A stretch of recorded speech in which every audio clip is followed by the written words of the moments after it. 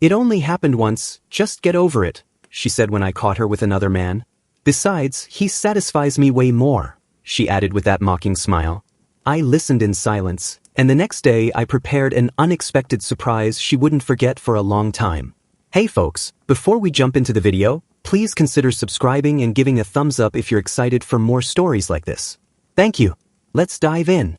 Let me set the scene for you guys. We'd been together for 4 years, met during college and decided to move in together about 2 years ago. Until that Thursday night, I was convinced our relationship was rock solid. We talked about getting married, starting a family, making future plans together. I'm 28, she just turned 27 a few weeks back. That Thursday evening, I finished work earlier than usual. Our supervisor let us leave around 3 p.m. because we just closed a deal with a major client and he wanted us to celebrate. I thought I'd surprise her by picking up sushi on the way home, her absolute favorite. Oh, the irony. I let myself in quietly with my key, and the moment I stepped through the door, I could hear those unmistakable sounds coming from our bedroom. I froze for a few seconds, feeling the takeout bag getting heavier in my hands. My first instinct was to just leave, pretend I never came home early. But something made me keep going. When I opened the bedroom door, there she was with some guy I'd never seen before. They didn't even notice me at first. I had to clear my throat to get their attention, and both of them jumped. "What exactly is going on here?" I asked, maintaining a calm that surprised even me. She quickly covered herself, but her face showed zero remorse, just annoyance at being interrupted. "Please, you were supposed to be at work," she snapped back at me, like I was the one in the wrong. The stranger started frantically gathering his clothes, mumbling something about not knowing she had a boyfriend, but honestly I didn't care about him. My focus was entirely on her. "How long has this been going on?" I asked. "Just once," she said, rolling her eyes like I was being dramatic. "You're always working late anyway. What did you expect me to do?" "You need to leave," I told the guy, who bolted out of there still buttoning his shirt. When we were alone, she tried a different approach. "Look, I made a mistake, okay? It didn't mean anything." When I stayed silent, she got defensive. "What now? You're just gonna stand there acting all morally superior? It's not like you're perfect either."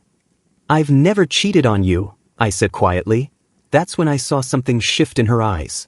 If she'd shown even a hint of genuine remorse, maybe things would have ended differently. Instead, she smiled.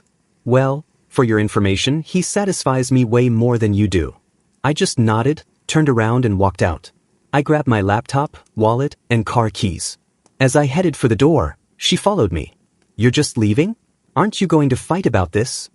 I didn't say a word, just left and drove to my buddy's place. I turned off my phone and spent the whole night staring at the ceiling, feeling completely numb. The next morning, I woke up with unusual clarity. I knew exactly what I had to do. First, I called my company to take a personal day. Then I contacted our landlord. The lease is only in my name. When we moved in together, she had credit issues, so all the paperwork is just under my name. I explained the situation. He was understanding. "These things happen, son," he said. "Let me know what you decide to do about the lease."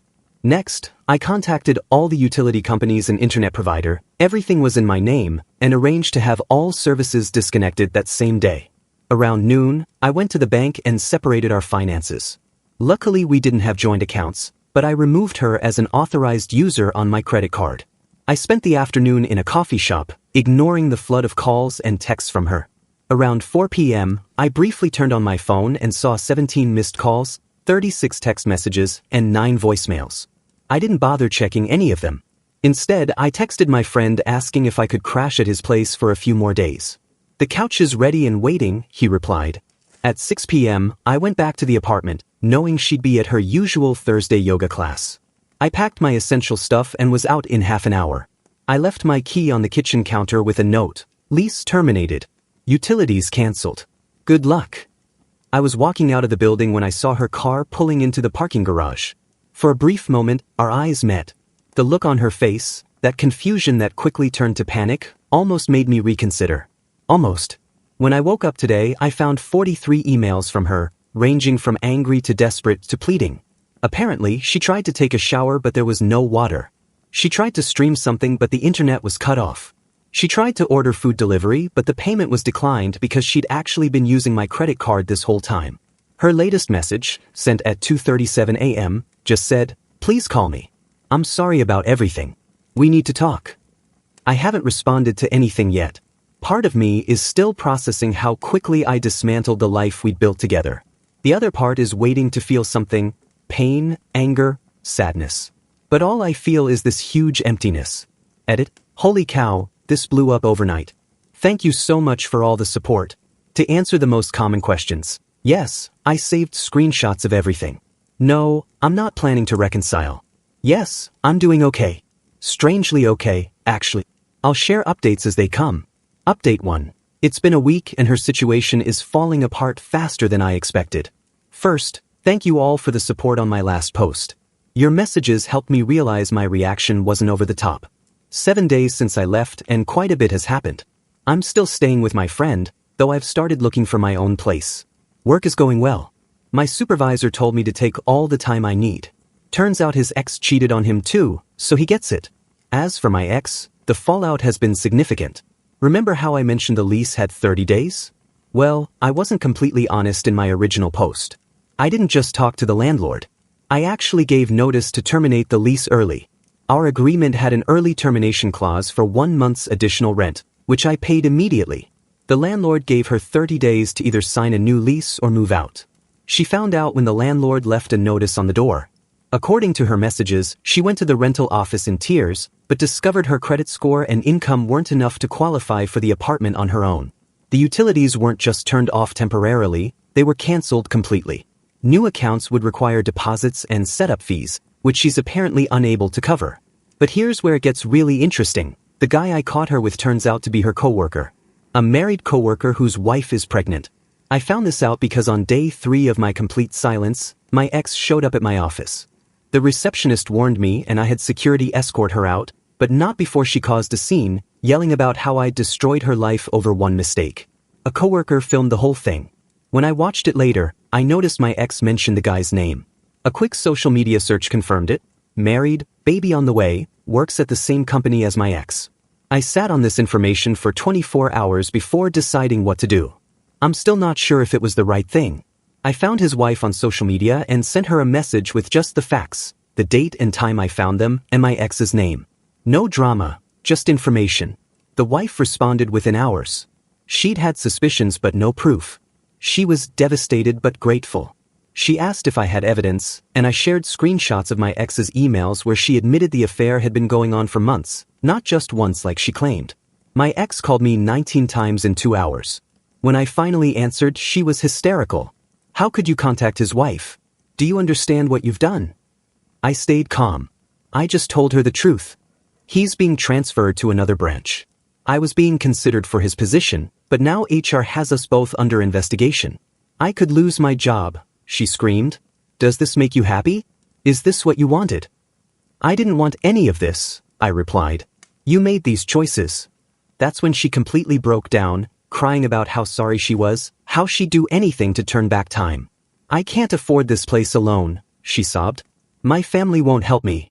I have nowhere to go. That's your problem to solve, I said and hung up. This morning, I got an email with the subject line, "What I need you to do." It was just a list of demands. First, she wants me to come back to the apartment and cover rent while she finds another place. Second, she wants me to turn all the utilities back on. Third, she demands I give her access to my credit card again. Fourth, she insists I contact the guy's wife and tell her it was all a misunderstanding. Fifth, she wants me to talk to her supervisor and explain that she just made one mistake. I haven't responded. I'm not going to. My friend thinks I'm being too cold, that I should at least help her find another place to live. Maybe he's right, but every time I consider it, I remember her smile when she said, "Besides, he satisfies me way more than you do." Some wounds are too deep for compassion. Edit. Wow, thank you all for the support. To clarify a few things, no, I'm not helping her financially or in any other way. Yes, I have all the documentation saved. No, I don't feel guilty about telling the guy's wife. Update 2, I got my own place while she's dealing with the consequences of her choices. It's been about 2 weeks since my last post, and things have settled into a strange new normal. Starting with the good news, I found my own apartment. It's smaller than our old place, but it's in a better location, closer to work, and has a balcony where I enjoy my morning coffee. I moved in last weekend with help from my friend and a few other guys. Now, regarding the drama with my ex, quite a bit has happened. The day after I ignored her demands, she sent me a novel-length email with a different approach. Suddenly, it wasn't just her fault, I was to blame too. According to her, I worked too much, didn't appreciate her enough, didn't understand her emotional needs. The classic blame shifting. I didn't respond to that either. 2 days later, her sister contacted me. We'd always gotten along, so I took the call. She started by saying she wasn't taking sides, but then explained how my ex was struggling and asked if I could help with rent. I understand she made a serious mistake, her sister said, but don't you think cutting off all financial support is excessive? What financial support? I asked. We split expenses. The only difference now is she has to pay for her own stuff instead of using my card. Her sister went quiet. She told me you've been supporting her financially for years because her job doesn't pay well. I actually laughed. We split rent 50-50. She makes about $5,000 less than me per year. The only thing I paid for completely was the internet. Oh, her sister sounded confused. That doesn't match what she told the family.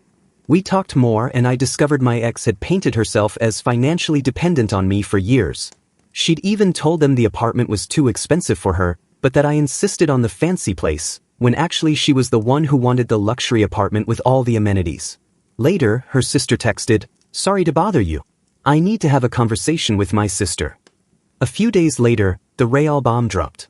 Remember the married coworker? His pregnant wife didn't just confront him, she went nuclear. She contacted HR at their company with evidence of the affair, including the screenshots I'd shared with her. The company has strict policies against relationships between supervisors and subordinates, which they'd violated.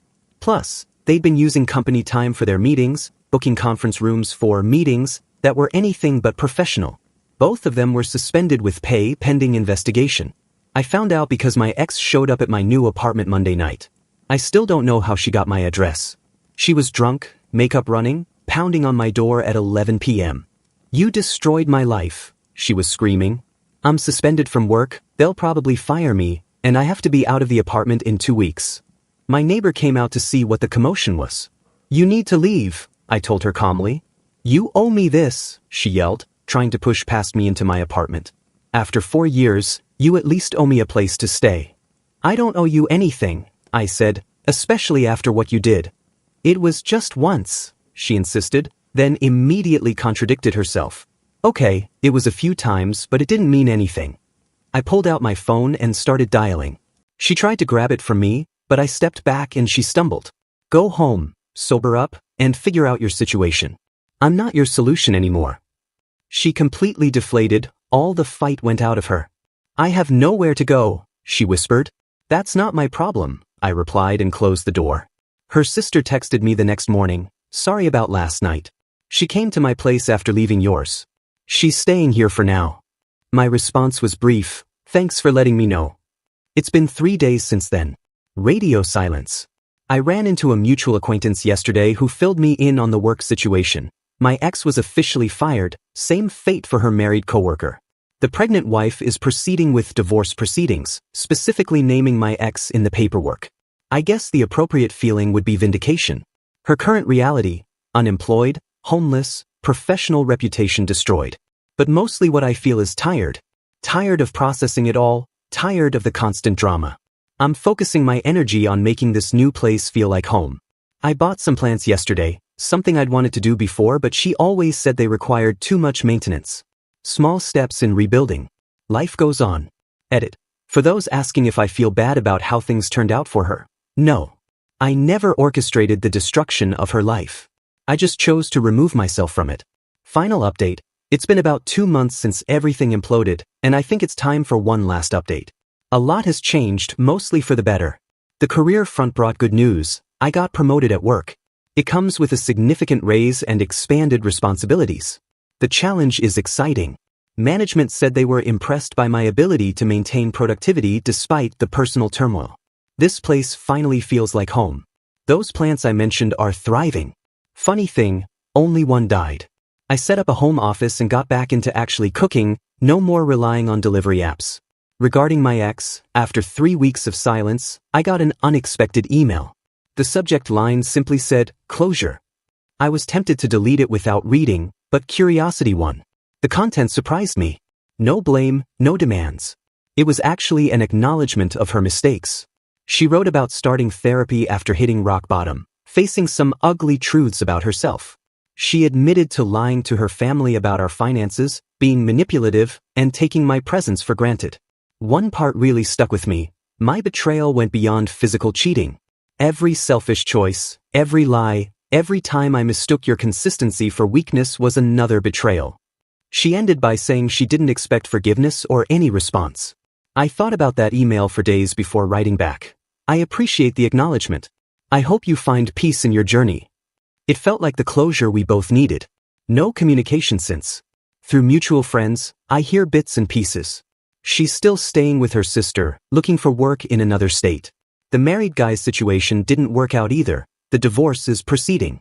A baby was born last week. As for me, I've started dating again. Nothing serious, just getting back out there. I met someone interesting at a party last weekend. We talked for hours and have dinner planned for tomorrow. I'm nervous but optimistic. Sometimes memories surface, triggered by a shared reference or a place we used to go together, but the emotional intensity has faded significantly. That sharp pain has become a dull ache, and even that's fading. Someone in the comments once said love's opposite isn't hate, it's indifference. I think I'm getting there. Thank you to everyone who followed this journey. Writing these posts helped me process everything, and your responses kept me sane when I questioned my own judgment. Life continues, and honestly, the view ahead looks pretty good. P.S. To answer the common questions, yes, I'm doing well. The dinner date exceeded expectations. No, I don't miss what we had. To those who think I was too harsh, I stand by my decisions. Sometimes, a clean break is the most compassionate thing you can do.